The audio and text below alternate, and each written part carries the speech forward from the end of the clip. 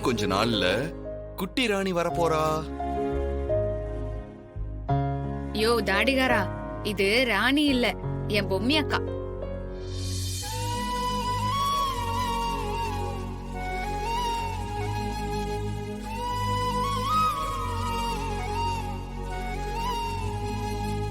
யோ ஏயா ஒரு மாதிரியா இருக்கிற?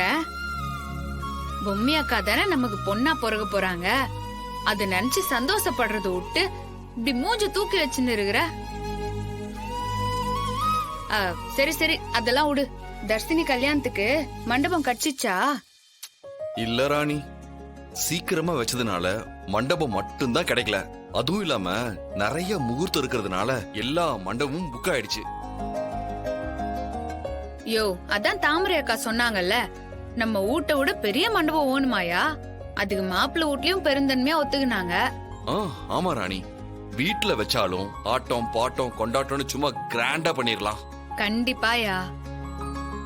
தர்ஷினி இந்த வீட்டோட செல்ல பொண்ணு, அதுக்கு செய்யாம வேற யாருக்கு நாம செய்ய போறோம் சொல்லு? அதுவும் இல்லாம நம்ம வீட்ல வைக்கிறதுல பெரிய நல்ல விஷயம் இருக்குதியா. என்னது ராணி? யோ தாடிகாரா, தர்ஷினிக்கும் ஆதிக்கும் அத்தை அன்னலட்சுமியோட ஆசீர்வாதமும் பொம்மி அக்காவோட ஆசீர்வாதமும் எப்பவுமே வேணும். அதனால அவங்க படத்துக்கு முன்னாடியே அவங்க கல்யாணத்தை ஜாம் ஜாம்னு நட்டிடலாம்யா. எப்படி ராணி, நீ நிஜமாவே ரொம்ப நல்லவ. நான் அவ அண்ணன், எனக்கு கூட தோணவில்லை பாத்தியா?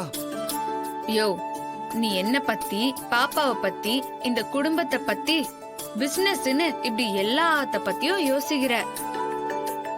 அதுவே எவ்வளவு பெரிய விஷயம் தெரியுமா? இதுக்கு நடுவுல இந்த வேடை சூடாமணின்னு எல்லா கொசுரையும் சமாளிக்கிற. அவங்கள உனக்கு கொசுரா?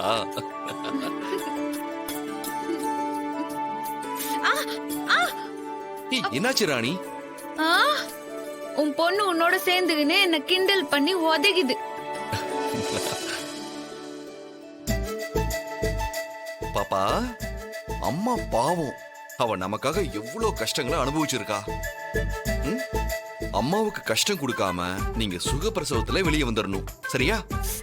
என்ன யோ பாப்பா சரின்னு சொல்தியா?